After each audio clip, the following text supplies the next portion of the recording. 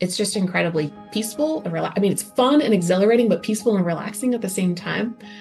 Sometimes my trainer will be like, "You look like your face looks like you were on a roller coaster right now." I was like, "Because I'm so excited and it's thrilling and like jumping over this thing is so fun. I feel like I'm soaring and we're like 2 feet off the ground." But welcome to the PM Podcast, brought to you by DonorSearch, the show that takes you inside the lives of thought leaders, innovators, and changemakers in fundraising, philanthropy, and civil society. I'm your host, Jay Frost. Lindsey Nadeau is Vice President of Philanthropy Insight at UNICEF USA, where she leads data-driven strategy and enterprise systems that deepen donor engagement and accelerate revenue growth. A nationally recognized voice in prospect development, she also serves as President-Elect of Apra International. In this episode, we follow her journey from her early days in development operations to steering insight-driven strategy for one of the world's leading humanitarian organizations, all the while exploring how her equestrian mindset informs her leadership and life with balance, patience, focus, and the discipline to keep improving, stride after stride. And I'll just begin by asking you really where you're from, because we are virtually neighbors, but where are you from? yeah, surprisingly, I'm from the Bay Area in California, East Bay. So where in the East Bay? Hayward, just below Oh, Oakland. sure. What was it like growing up there? Oh my goodness, I didn't need air conditioning. It was so temperate. It was stunningly beautiful, which I had forgotten about, honestly, until I went back as like a more mature adult and like kind of saw it again with fresh eyes. I was like, this is just one of a kind, unique geography and like the beauty of the environment out there. It's so amazing. I was like driving down the like Route 1 that, goes by the coast and just breathtaking. Like, oh, I need to stop driving so I can pull over and just take this in as an adult versus like a kid who took it for granted. Um, Also, like I loved it. I grew up in a neighborhood where there was a multitude of people from different races, ethnicity, religion. And so one of the things that like I really got to bond with some of my friends about was different kinds of food, right? Like, yes, I still love the hamburger and the French fries, American kid for sure, through and through. But like grew up eating tamales out of my neighborhood person who would just like go around door to door selling them. And it was in the back of their car. And that was like totally normal. My mom would send me out with like a $20 bill. I want this many chicken. I want this many cheese, pork, etc. And just like that kind of diversity and like appreciation for different cuisines, I really took for granted. Honestly, another thing I took for granted growing up in California, the beauty of not just the scenery, but then also, the multitude of different cultures that came in to the Bay Area, just unparalleled in my opinion. I mean, maybe New York thinks they can rival us on the food and cultures, but definitely not on the beauty. And you were there your whole, youth until you went off to school. Is that how you came to the DC area? Yeah, I spent my entire life in the same house, same neighborhood in California until college. I came to DC because originally I thought I wanted to go into like government service. Perhaps I had this like childhood dream. I want to be a senator. I have no idea why. I could not explain to this day why that was what was in my head. But when I decided to, when I was looking at colleges and I decided, where do I want to go? I decided I want to be somewhere at the center of like key decision making.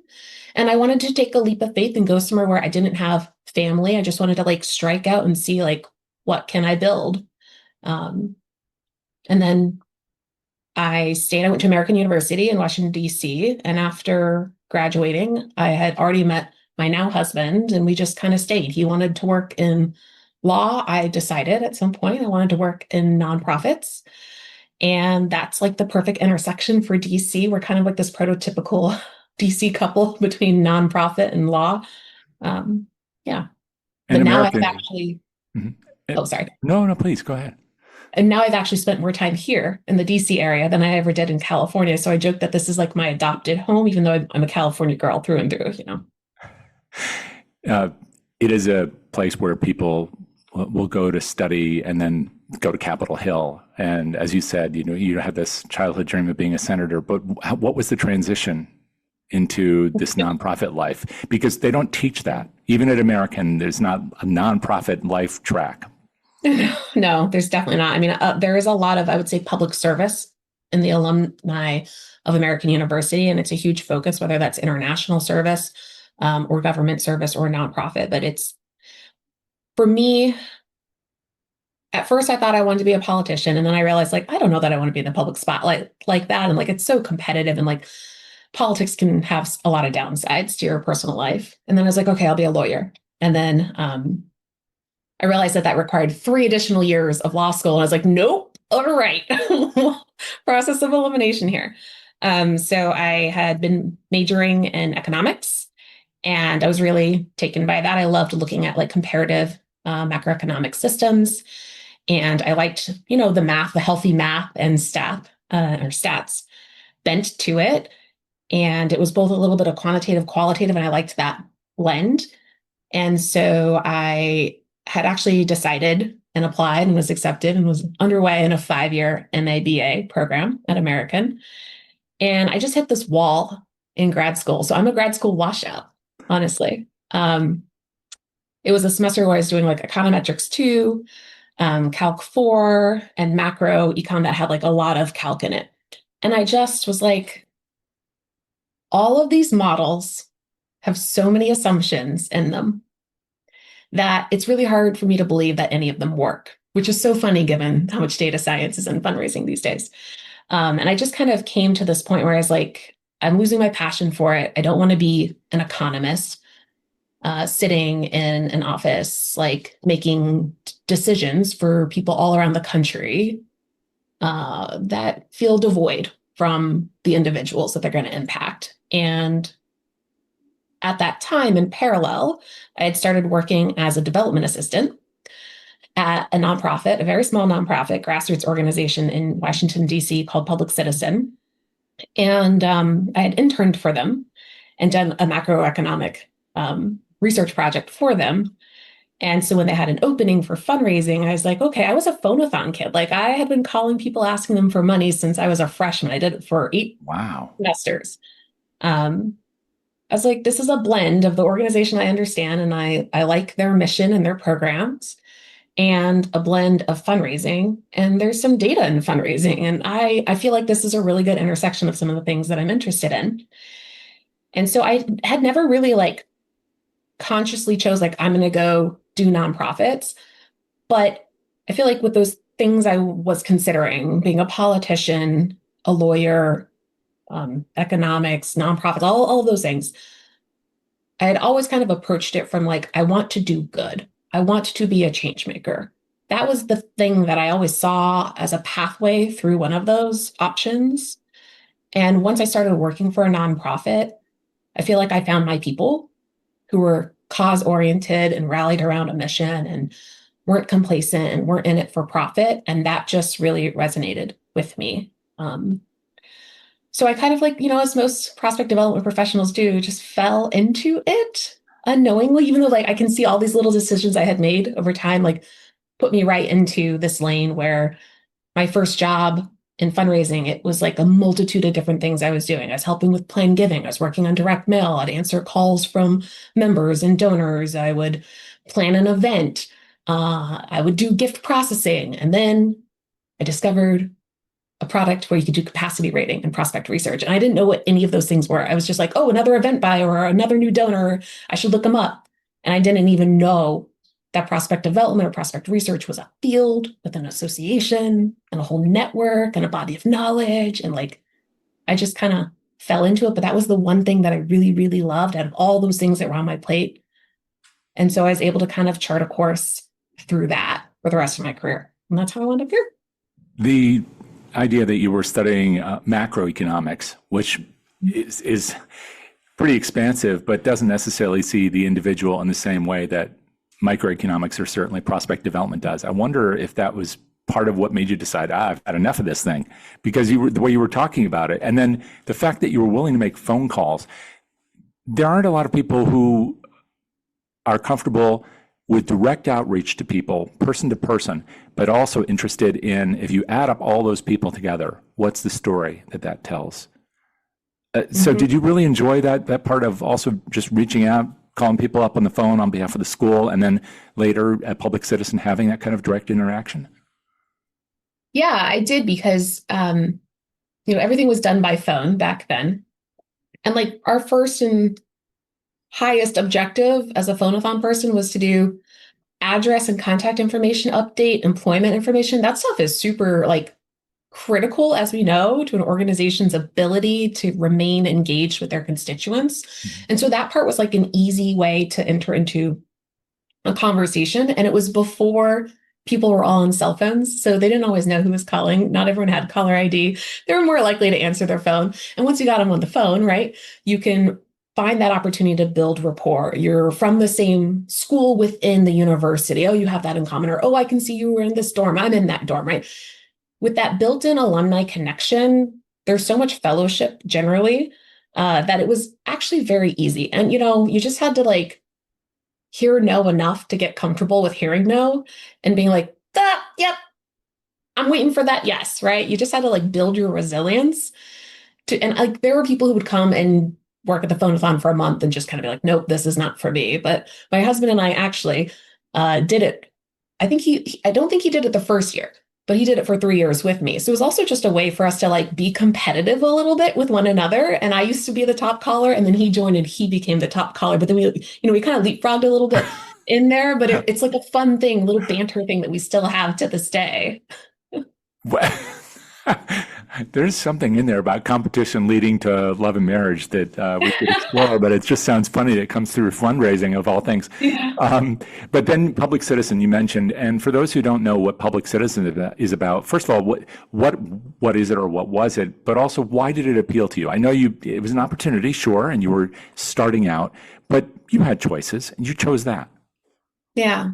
So Public Citizen is a consumer rights organization, a consumer protection organization. It has several different program spheres, but it goes from, let's say, drug safety, right? That's one of the most in demand, or at least when I was there. I'm speaking maybe 20 years ago, but still, one of the biggest interests from members was, should I take this medication, right? And while the people answering those questions generally are not doctors with qualified opinions, we had resources that we could share with them. Because, with the state of healthcare, it can be really hard when individuals have multiple prescriptions, right? They were looking to Public Citizen to help keep them safe and know how to ask informed questions of their doctors when they went in for appointments. So like that was one area, but it was also, the organization was credited with like a former president of the organization who was a very strong female leader and was a mentor to me early in my career. Being one of the political forces that was able to make sure that airbags were in cars, things like that, like basic safety protections that most people take for granted, was where this organization really was stepping up and mobilizing support. They're also one of those transparency of just understanding money in politics. Or like they also had a global trade watch division, which would like help break down and do lobbying efforts around trade policies that are impacting consumers. So I liked it because it was very like human centered. And like, I think it was a lot of invisible work that most people have never heard of Public Citizen, but they have outsized accomplishments for the size of their budget or the number of donors that they have. So they're incredibly effective and influential, in my opinion. Even now working for like a very large nonprofits, I think they had outsized impact. So that was kind of what drew me to it. But also like, I don't like to be bored. I always love a good stretch assignment. And I still to this day have always sought them out. And being in such a flexible position where it's a very small fundraising team, it was a team player atmosphere where they're like, sure, you could help with that. Sure, you could learn about that. So I was never bored, even though it was a smaller organization. And that did introduce you, as you said, to some of those, I guess, tools and techniques of prospect development, prospect research early on. And then you went back to your school. Is that right? Or at that point? Yes. Yeah. So once I had 3 different positions or so in the 4 years that I was at Public Citizen. And the one that I really loved had to do with prospect research. And I always just kept an eye on my alma mater's job postings. And I saw one come out for something called prospect research and management. And I was like, I mean, what is that? And when I started reading the job description bullets for responsibilities, I was like, hey, wait, that's what I'm doing. I didn't know that there was like this name for it. So I start Googling prospect research and prospect management. And I was like, well, I've never done prospect management. Like, y'all, the database I was using in my first job was a mainframe database. Like, we barely had portfolio flags, let alone like any kind of prospect management system, right? We had portfolios and that was it.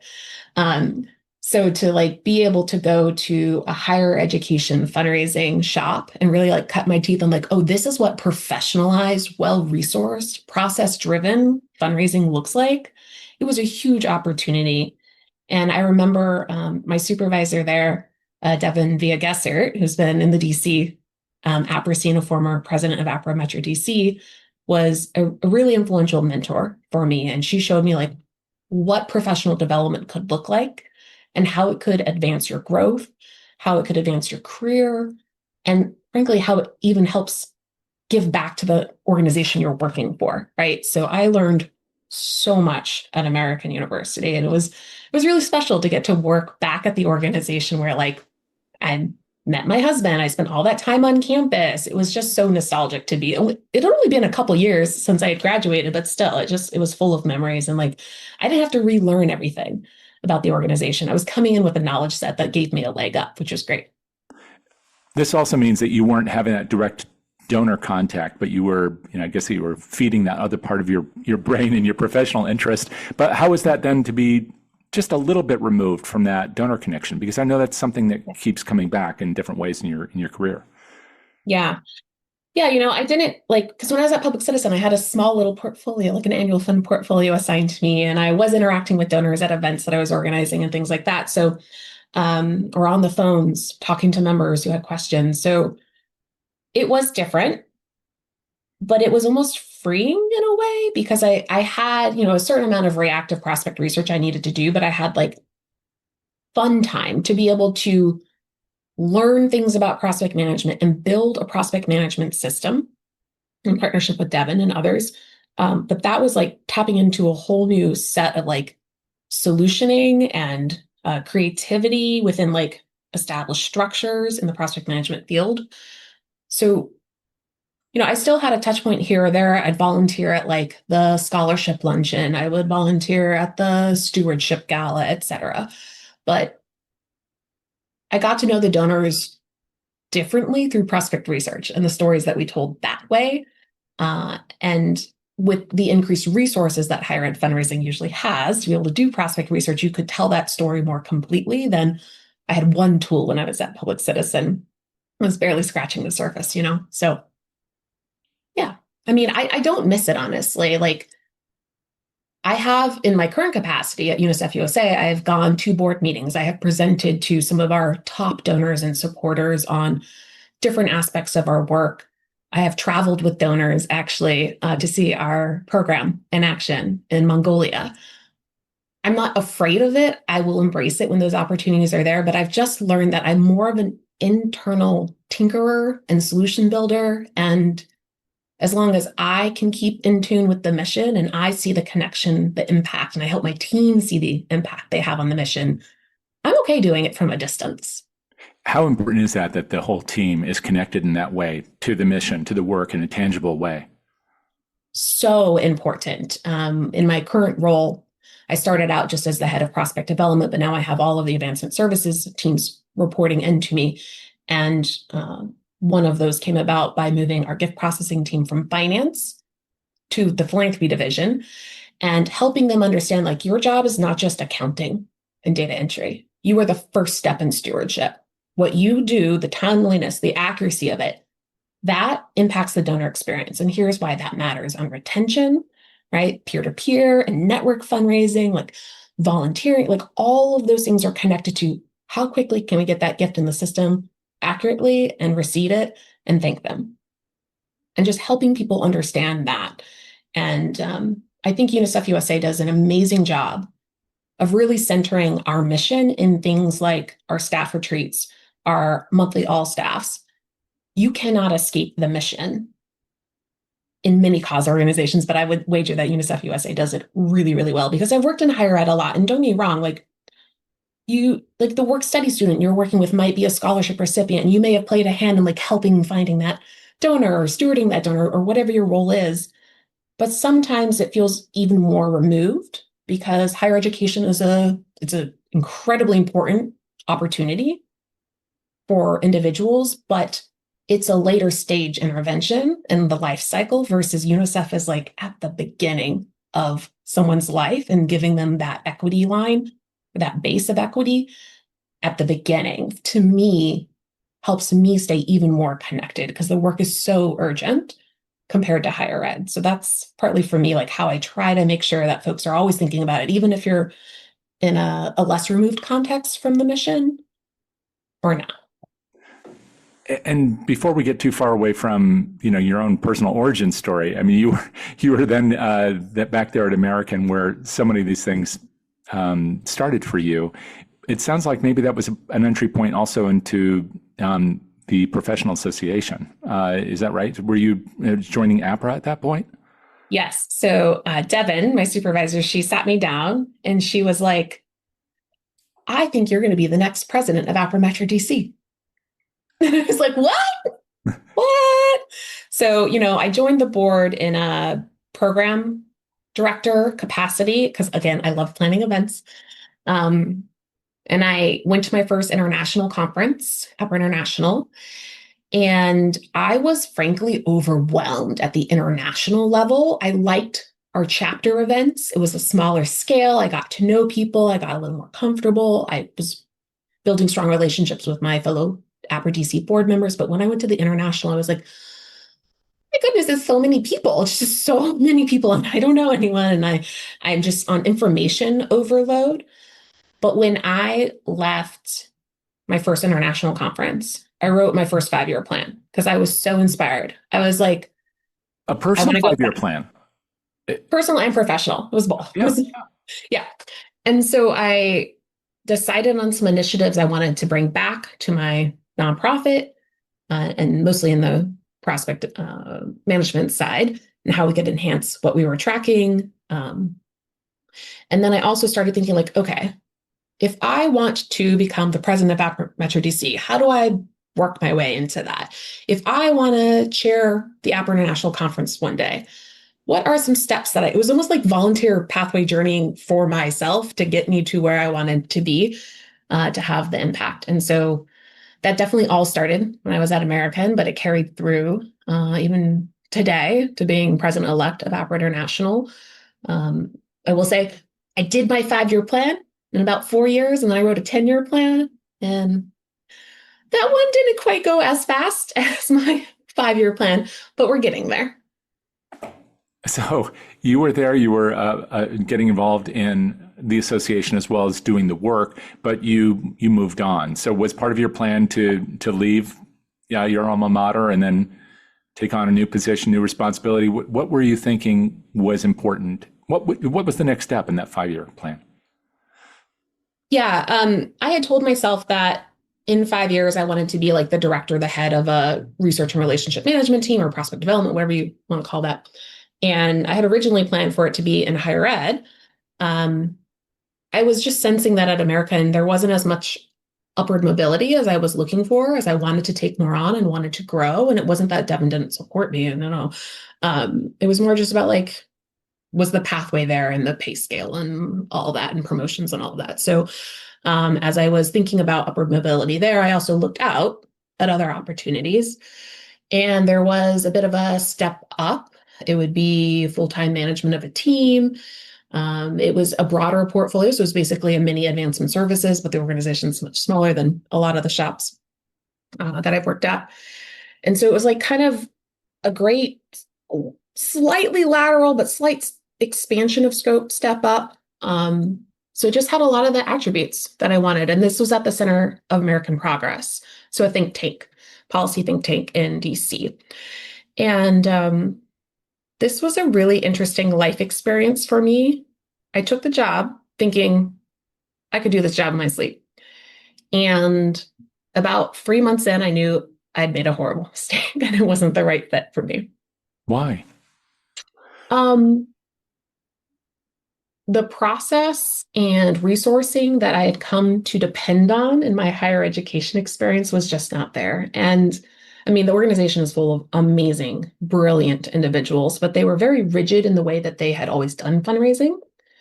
And it was very in network for the leader of the organization and not as much appetite to work new leads, to do prospecting, to invest in professional development was a big sticking point for me. I knew that going in fairness to them. But even like being able to secure the resources that we needed to do the work at the level that I knew it could be done was really challenging. And I think there was also some like significant personality conflicts on the team. And I was just like, none of this is working. Like one of these things I might have been able to overcome. But I just, at that point, I still felt like I had so much more to learn from like really well process driven, resourced higher education fundraising. So at about 3 months in, I knew this is not my like long-term home, but I didn't want to have like some blemish on my resume. It's funny how some of us think about that. Now looking back, I'm like, oh my God, I could have just left after 3 months. It would have been fine. So I was like, okay, you got to stick it out for at least a year. And then partway through that tenure, where I was giving it my all, my new friend from the Apra Metro DC board, Ann Dean, called me and said, I have a job for you. Would you apply to a job at GW? She hadn't like written the job description for me, but it was going live and she was like, I want to drum up a couple of leads, And it was so funny because she called me and I was sitting in an office with, I think 3 other people. We shared a corner office and you could hear what she was saying on the phone to me and everyone was like, no. I was like, oh God, this is so awkward. But I will remain incredibly indebted to Anne for taking a chance on me and seeking me out for that opportunity because I think my time at GW, when I made that decision to join them, I had that opportunity. Not only did I get to work with Anne, but I got to work with John Thorson, who's another mentor of mine. And they just taught me so much and allowed me to dabble in different kinds of projects and kind of reinvent myself there. And I feel like I got the opportunity to kind of define who I am as a leader the most while I was at GW. And I have brought that forward into my current role, my very evolving role at UNICEF USA. But that's kind of how I sought out a new opportunity and I course corrected because someone threw me a lifeline and I had built that connection and that relationship with folks to know that they could turn to me if they had an opportunity, right? So I can't say enough about like the value of getting involved in your professional association because my last 2 jobs, GW and UNICEF USA, I got because of the Apra network. I was recruited to UNICEF USA by my current boss because she saw me present at the Apra International conference on international due diligence. She just literally walked up to me later that day and she's like, I have a job for you. Like, that's the power of Apra. So for that next step in your journey to UNICEF, and I know you said you were recruited because of a presentation, but there was probably more to that. You had to make a decision yourself if you wanted to take advantage of a position which was going to be quite a bit different and was outside of higher ed, but also the opportunities for impact were and are pretty extraordinary. But also the expansive nature of the role. So how did you come in initially? What was your understanding of what you would do and how did it change? Yeah. I was hired as the senior director of prospect development and it had a team of maybe 4 people. There were 2 positions on the prospect research team. One was vacant. There was 1 person on the donor communications team where I was like, oh, that's different. That's not prospect development, but okay. And then, there were actually 2 individuals on development operations. So it was like this hodgepodge. You have prospect research, not even prospect development, just prospect research, development operations, and donor communications. And I was like, this is a really interesting team structure. I just don't understand how this was the resourcing model.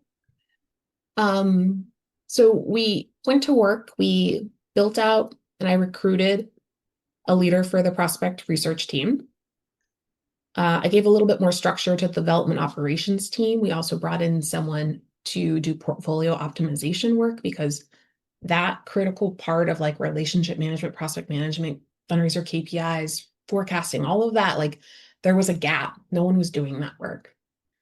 And I kept donor communications for a while, but there actually came an interesting point in my tenure there where we were kind of reevaluating the scope of my role. And there was a restructure in the organization. New leadership had come in. We were kind of putting all of the elements of philanthropy together in one division. And there were two leaders where we kind of had like different scopes.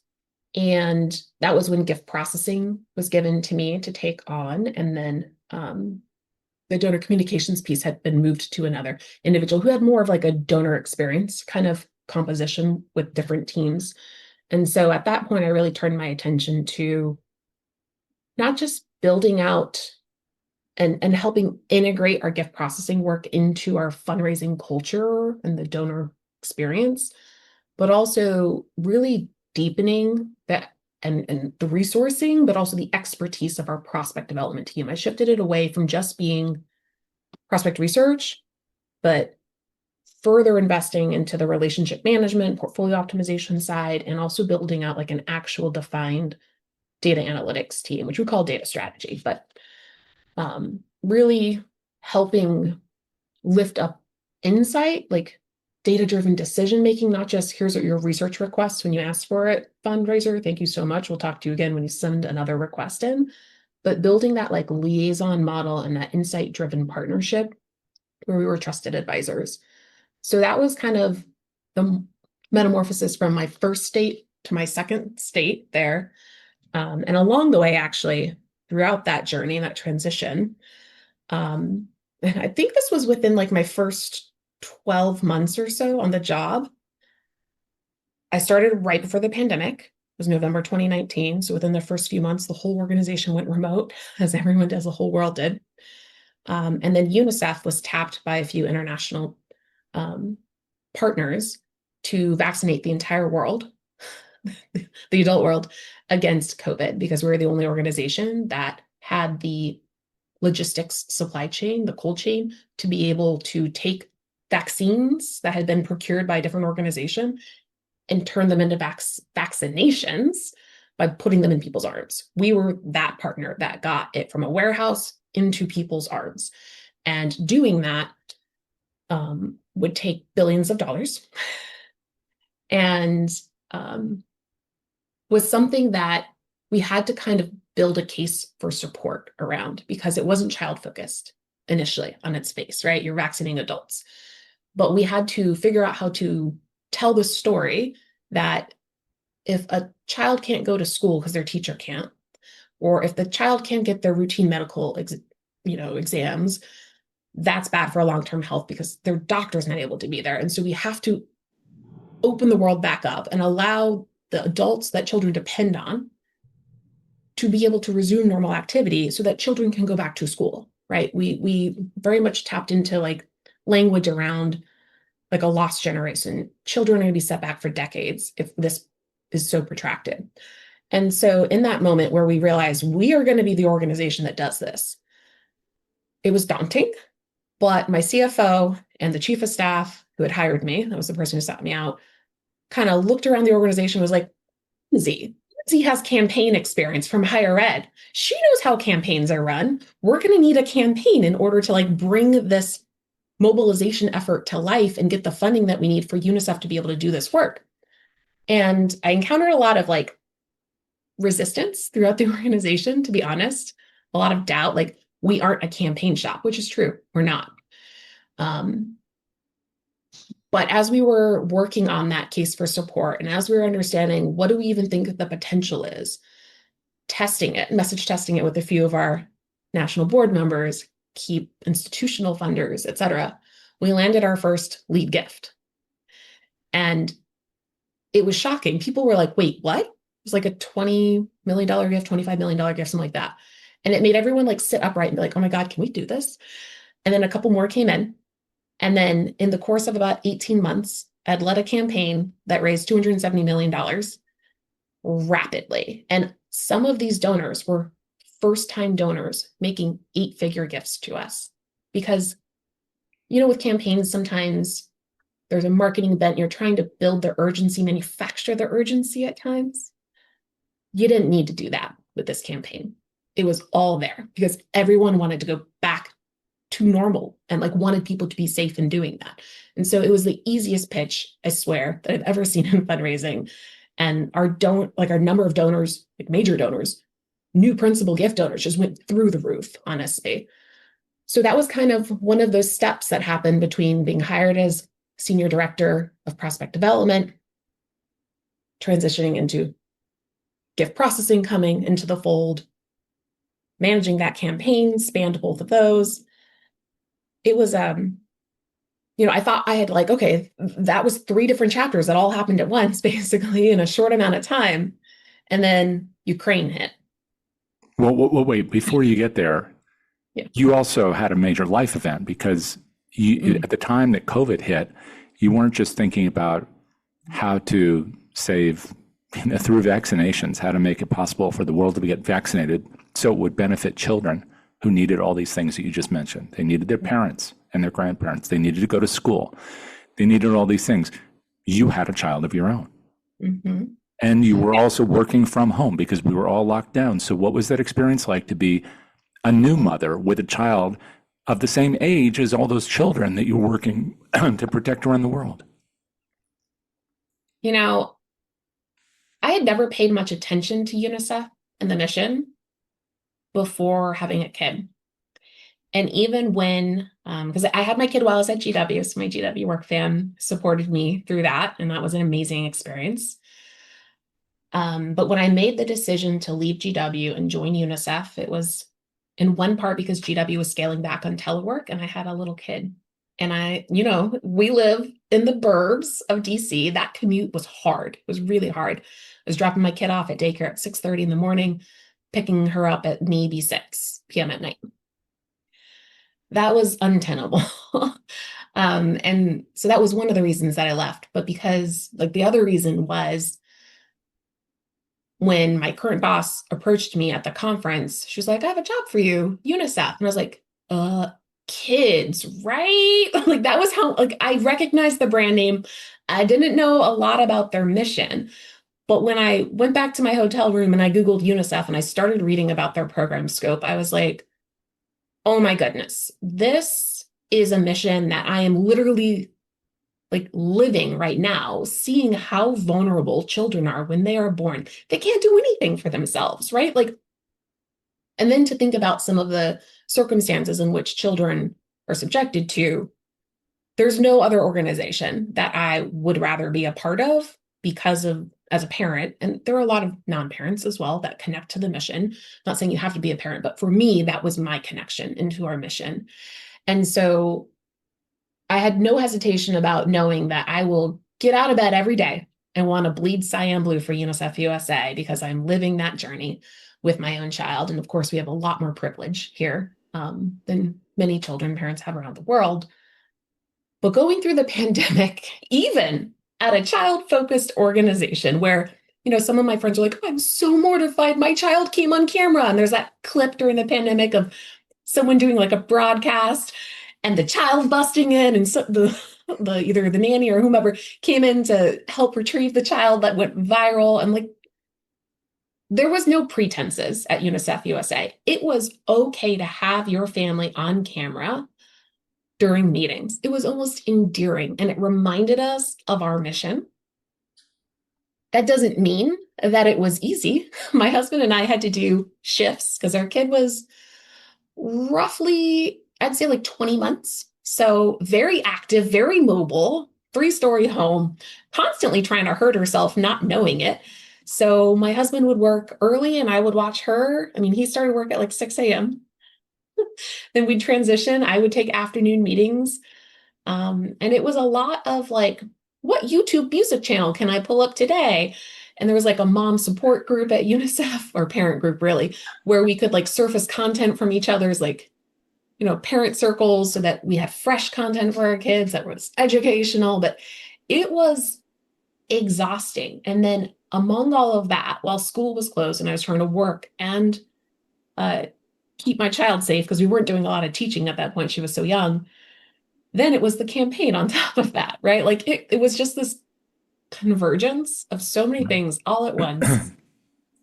But it was so rewarding. Like I still look back at that time period as being one of the things that I will be proudest of helping pull that off so that UNICEF could do the work that they, you know, only they could do, while also still being a present parent and being so grateful that my organization was not a rigid culture that was flexible and accommodating and like put the family focus in balance with the work context. So just to go back to the campaign now for a second, you have been exposed to campaigns, but you hadn't led a campaign before. And you talked about working on the case statement. I don't know if you wrote that or you worked with people who wrote it, but that case statement is usually designed for sure for anybody who might read it initially on a feasibility study, but you probably didn't go to the feasibility study. You went direct to potential donors. But the other thing about UNICEF is historically it's benefited from a lot of small donations, right? Like Trick or Treat for UNICEF in my childhood. And then also these big international, like governments and things like that who have supported the work. But here it sounds like you were going and talking to almost a new class of potential large, ultra high net worth donors. So how did you make that leap from telling the story, getting it into the right hands, and then having, frankly, the confidence to do that on a large scale for the first time for an organization that had a pretty proud history and needed the money right now? Yeah, we do have a pretty large donor base for sure. Our direct response program is pretty large. I'd say on average years are about 500,000 to almost 1 million at the peak of our fundraising years in terms of donors. And the bulk of that comes from direct response. But when I joined the organization, there was about a $30 million major giving program. What I would say is it was somewhat modeled as like a mid-level program, in my opinion. There was not a lot of long-term strategy that there were like some fundraisers got it more than others. But there was also a culture of like, well, I'll just ask them for $10,000 every single year. I was like, okay, that's not quite major gift work. That's not transformative philanthropy, right? And to see where our organization has like come from and where we are now, having, as some may have seen, we closed a $500 million gift this year. One of the best principal gift authors I have ever worked with. She is brilliant. She is transformative. She was on the major giving team originally there. And so there were like kernels, and there was a lot of good work being done in pockets. But the campaign was the thing, I think, that gave individuals on the major giving team the confidence to be able to pitch it, because it was an undeniable charge. It resonated with everyone. Not only like just generally our brand credibility and like who hates children, even if you don't have children, who hates children? They're the future, right? Care about the future generally. Then to add this layer of urgency and just unending need, like it was so massive what we were doing in 190 countries around the world. There was just so much opportunity for them to be able to tell that story, and why we were literally the only there were no competitors. No one else was vaccinating at the scale that we were, because no one else can do it that way. It's not something you can build overnight and decide, oh, I'm going to start a new program. No, it's existing supply chain logistics that UNICEF has. So it was definitely a departure from what I had done, because like you said, in my past experiences with campaign, we were the numbers people, we were the lead gen, we were are we optimizing portfolios? We do the screening validation, like we do some reporting. But it was watching the campaign come together through alumni relations, through donor communications, through gift acceptance policies and campaign counting policies, and the case for support and the campaign leadership, and just like seeing all of that come together. And I had a front row seat for some of that, because we did close a campaign at GWI. Is there. I didn't see the inception, but I saw the outcomes and the in-flight work that was happening. And so I just took that experience and said, okay, if I was going to do an internal mini feasibility light, Like half the calories, all the fun. Look, I'm basically being told we're gonna do this. We have to do this. What landscape factors do we want to keep in mind while we do it? Was my version of feasibility, right? And then it was a little bit of like, what kind of resources will it take? You're asking us to raise hundreds of millions of dollars. You got to give me a couple positions here to get that work done, right? So some of those positions still exist. And that was really like the origin of investment in data-driven, process-driven fundraising. And it's a trend that has continued. It paid dividends with that campaign, not just for our major giving team and like elevating their operation and offshooting a principal giving program.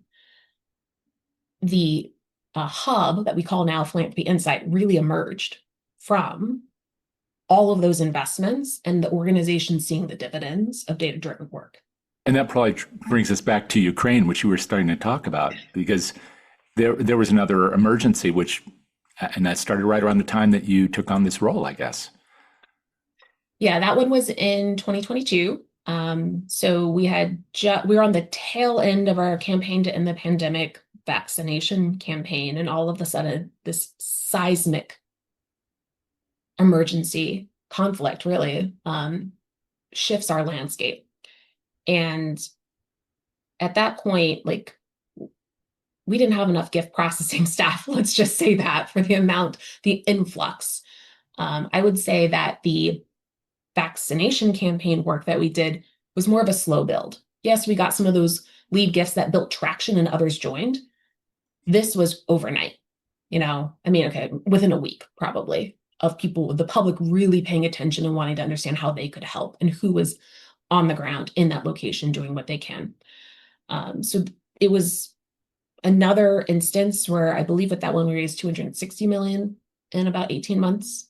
So we had two massive outlier years back to back, where when I joined, we were about a $500 million organization. And for those years, we were either really close to or over $1 billion. Where are things today? Overnight. We've normalized a little bit, but there's still been growth. We're roughly in like the 800 million. So still some significant growth. Yeah. And that's still, I guess, being driven in part, obviously not just by events around the world and the needs of children and their families, but also a program that lets donors meet you where they are, but you also need to identify who they are and then build those portfolios and have a true understanding of them, not just as numbers or people on a spreadsheet, but something deeper and richer. Yeah, definitely. And one of the things that we're working on right now is an integrated full funnel marketing strategy and really optimizing that funnel. And what are we doing for brand awareness and top of funnel that will drive the mid funnel where they're considering, I think I want to get involved, but then eventually that we can spend an optimized amount of funds, meaning an efficient amount of funds, to convert them into donors and supporters, or at least convince them to join our email list or something like that. And so this has been a huge undertaking in the last, I'd say, 18 months. So a more recent era in my time at UNICEF USA, where we are bringing together our brand team, our center of excellence in the marketing team, where marketing strategy happens and marketing analytics happens, and different components of the fundraising division, plus technology and finance, to really look at like, what would a full funnel integrated strategy look like? Because in the past, we had very siloed, like we had a brand campaign and then we had a conversion campaign. And there was no connecting threads or like tailored creative assets throughout the journey that reflected back to the donor that we knew that they had already encountered our brand, or that we knew that they had already signed up for our email list, or that we knew that they had already given to us, right? So to your point of like meeting the donors where they're at, our work isn't done there. I'd say that we had rapid success on the high value, like the top of the donor pyramid, for sure. And that's what that campaign, and that's what Ukraine and a couple other emergencies that happened after that gave us the opportunity to capitalize on. And now we're going back and re-examining our base. And how do we build that optimized donor or constituent journey through the marketing funnel so that then that helps us upgrade people throughout the donor pyramid more efficiently and like in a way with a consistent brand look and feel and messaging and donor experience with like graduated tiers of engagement and stewardship. And just to make this clear for organizations that aren't at that same scale, don't think globally, may not have the same team or as many people or people with that kind of experience or plan. What's the risk of not integrating those kinds of strategies and the reward of doing so? The risk is inconsistent donor experiences. Donors might see your brand or communications from you in different spaces that just feel disjointed. They might even ask themselves, is this the same organization? Is this a doppelganger? Is this a fake organization? Are they like spoofing me, It also, when it's disconnected in that way, it's expensive. You are spending more on your ads than you should be, and you're not seeing the ROI.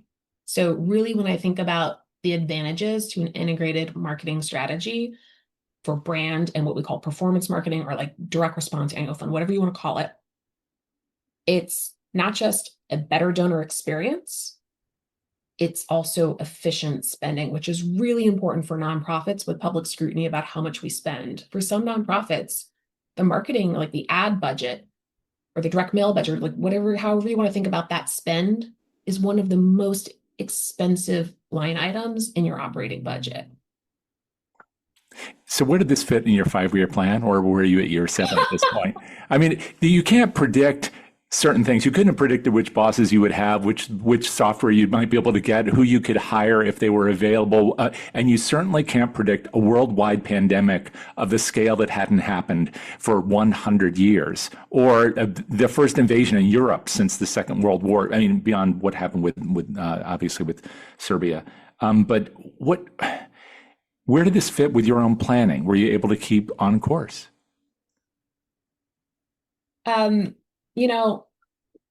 I never actually had on my 10-year plan to reach like the head of advancement services. I always thought I'd just kind of like stay in the prospect development bubble. Honestly, I'm happy there. I've spent a lot of time there in my career. And while I think all of the advancement services work streams that report into me, which include gifts and records, donor stewardship, our 800 call center, so customer relations kind of, and our strategy and operations team, like all of them have unique roles. I think prospect development in particular is the one that at this point drives the most impact, is the one that has the broadest view of the landscape, that sees the most opportunity, that finds the strategy, that can really influence for good and change. So I'm biased because that's my background. But for me, like I had never thought that I would lead donor relations, because remember, I agreed to let go of donor communications. No one had to twist my arm. And now donor relations is back with me, right? So it's like it boomeranged back. I really had not put this on a pathway for myself. But as certain changes happened throughout the organization, new opportunities emerged.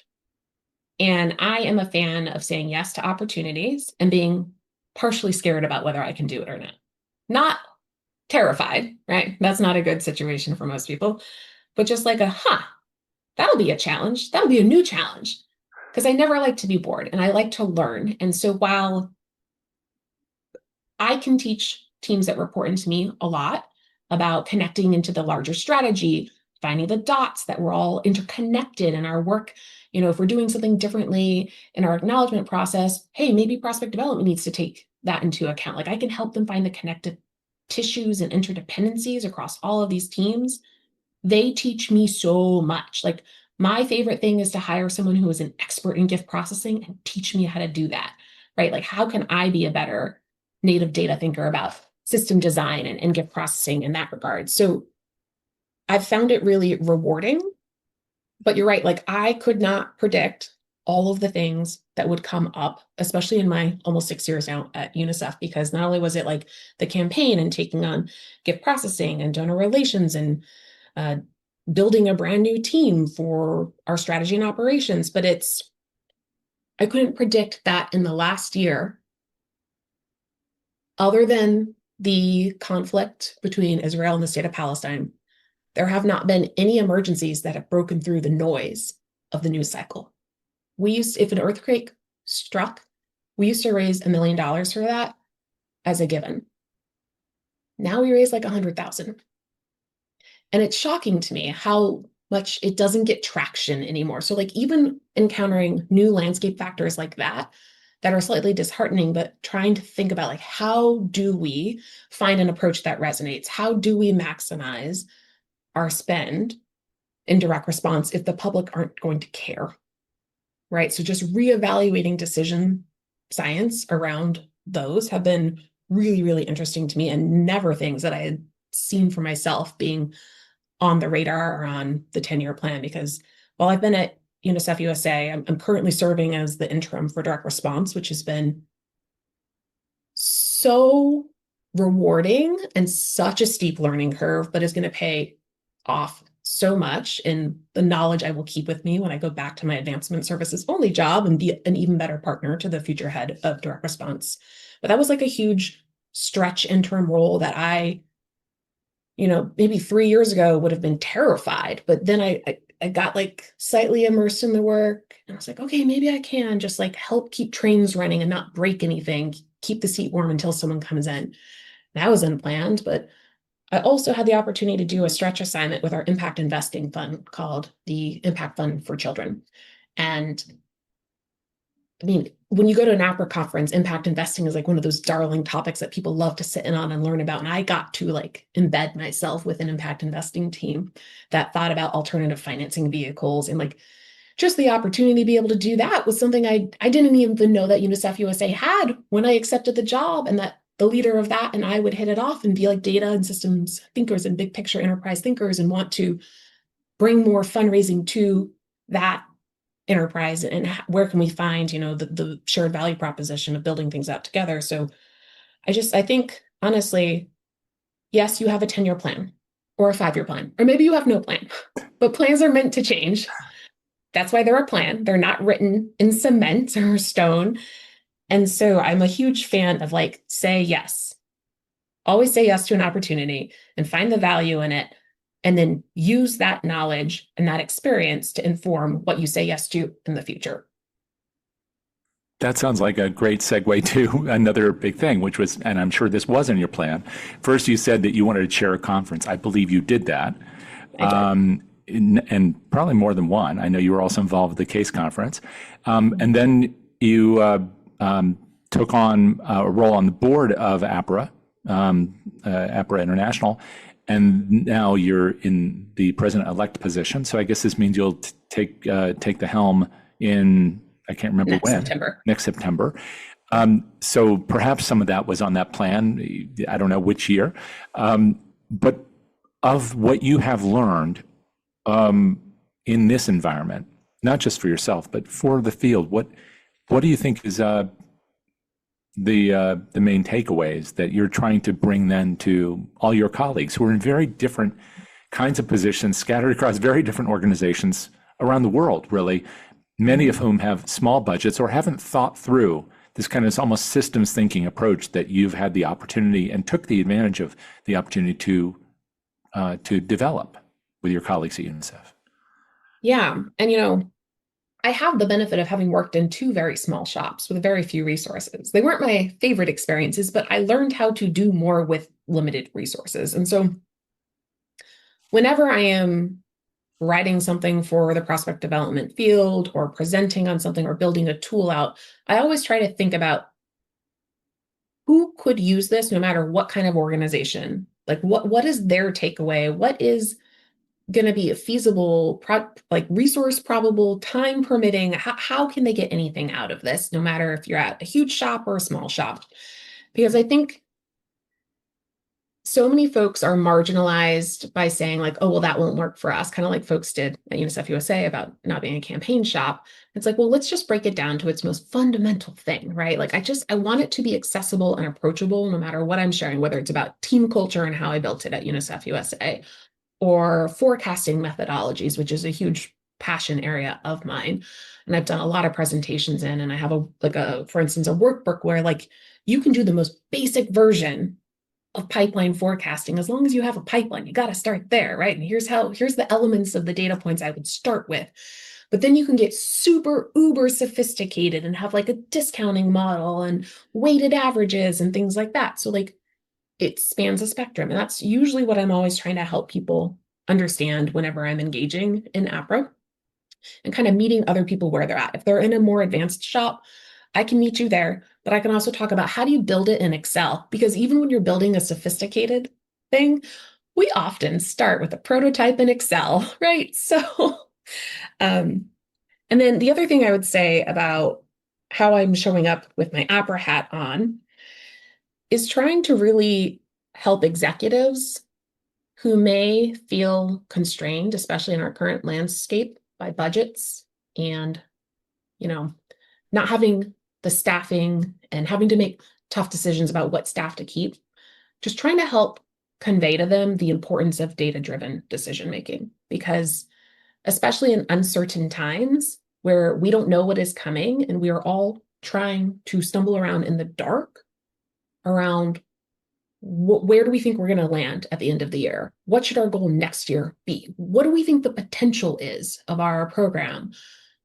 The way that you can answer that and the way that you can prepare for unknown circumstances is through data. And so when I see scores of individuals in the prospect development field facing layoffs right now because of budget constraints, I actually grow incredibly worried for the future of the fundraising industry, because I do believe so much that prospect development are like the architects of fundraising strategy and data-driven decision-making. And so when I see individuals, obviously you need frontline fundraisers to be able to make asks of donors to bring the gifts in, but those frontline fundraisers won't be able to do their best work if they don't have a prospect development counterpart optimizing with them, right? It's part art, it's part science. We know this. It's like the oldest adage about our field. But without that data component, leaders are going to have questions and answers are going to come from people's guts, which can be valuable, but you have to have that data counterpoint, at least to be data informed, if not fully data driven.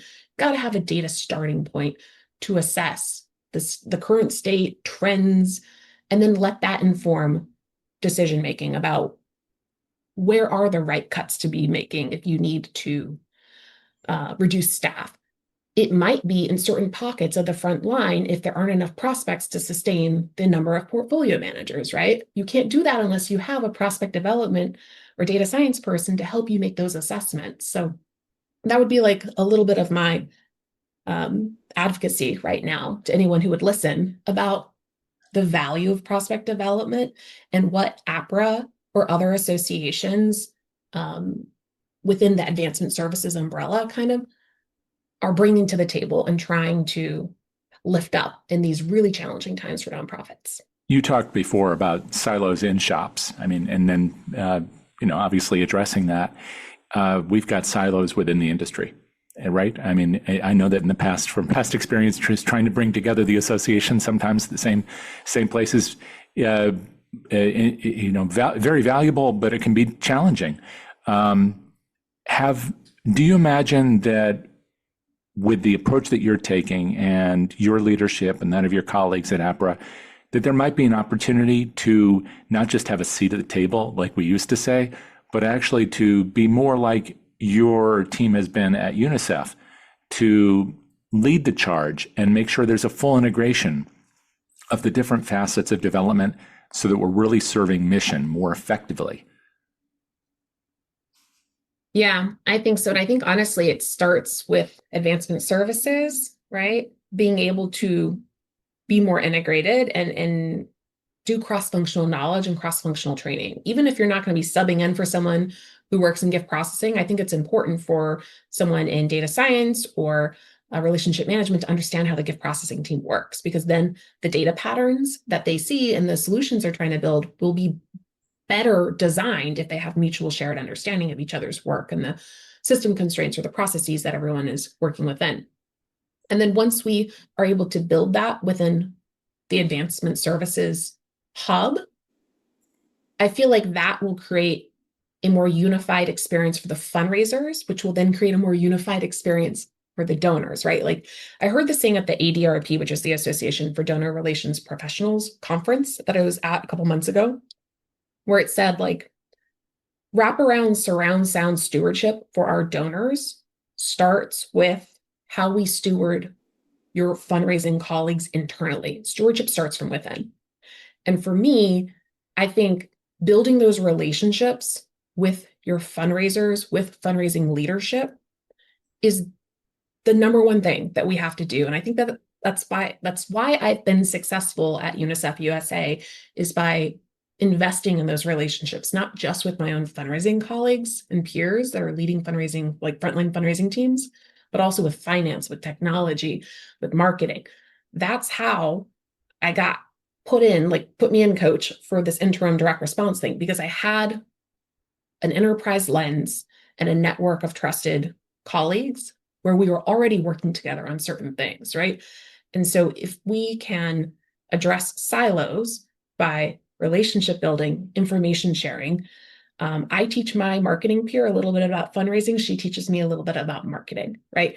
It's that you got to cross-pollinate. You have to break concepts down for people. Don't use jargon, use plain language.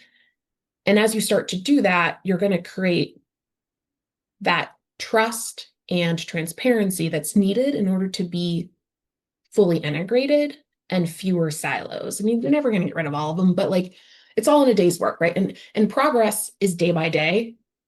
It's rare that we actually get to like take stock of how quickly the progress rate of change is happening. It just is like a daily grind. And sometimes it is that one step forward and two steps back the next day, but you have to continually make progress on integration, curiosity, asking thoughtful questions, not accusations, thoughtful questions, assuming good intent. All of that is so critical. So, looking ahead, what do you imagine for yourself? I mean, where's your latest 10-year plan taking you? And well, honestly, I'm flying by the seat of my pants right now at UNICEF USA. I have like multiple jobs right now. So I'm looking forward to being able to focus back on my philanthropy insight team. And I don't really have a lot of long-term plans. I've toyed, and I've shared this with my boss, so it's not a huge surprise, but I've toyed with like, if I'm ever going to take a next step and leave this organization that I just care a massive amount about, I think it would be perhaps for like a COO role at probably a smaller nonprofit, like a step down, but broader purview. Because a lot of the experience that I'm gaining lends itself a little bit more to like nonprofit management, not just fundraising, and strategy, honestly, right? Like, how does this thing you're asking my team to take on ladder into our strategy? Let's pull up our strategic plan. And you don't tell me the tactics you want me to do. You tell me what is your end goal, and I will help you think about the right tactics to get there. And so I think it's just been kind of cultivating me toward that.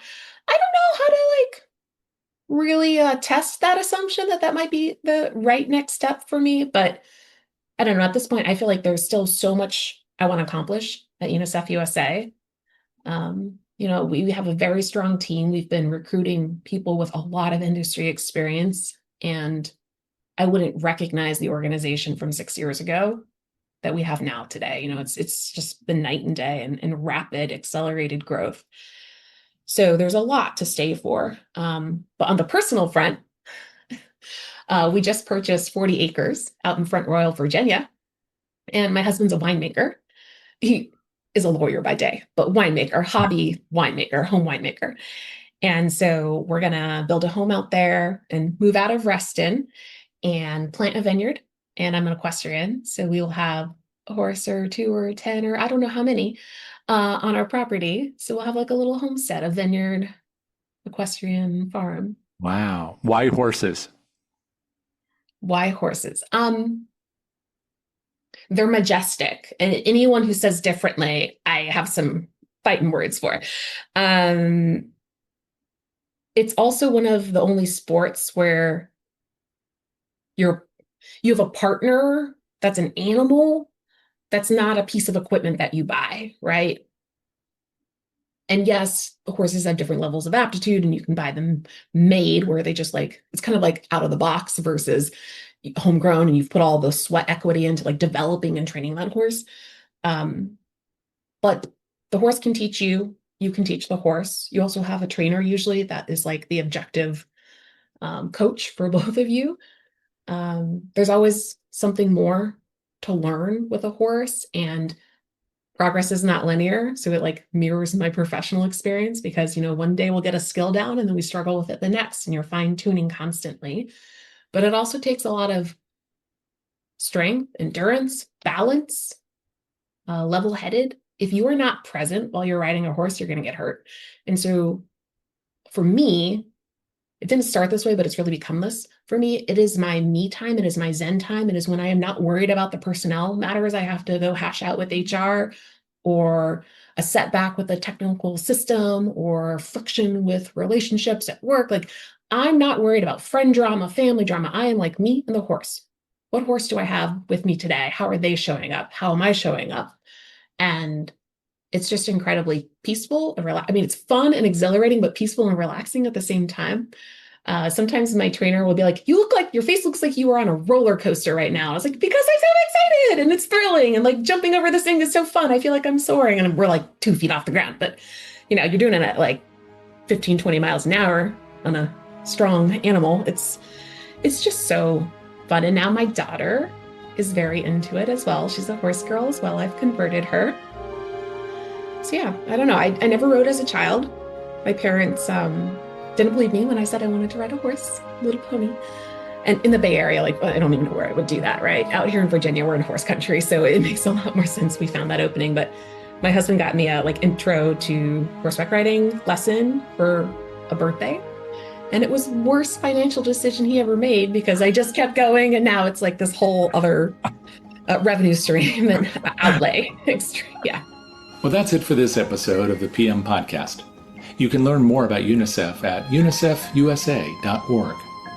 And for more information on APRA, go to aprahome.org. Our thanks to our sponsor, DonorSearch, the world leader in AI-powered fundraising intelligence solutions for the nonprofit sector. Our producer is Jack Frost, and our theme music is Moving Out, Moving In by Jay Taylor, and is provided courtesy of Epidemic Sound. If you like what you heard, make sure to subscribe wherever you like to listen. Check out our sister shows, Frontlines of Social Good and How to Raise, and come back next weekend for another conversation with a leader in the world of social good. Until then, this is Jay Frost. Thanks for joining me.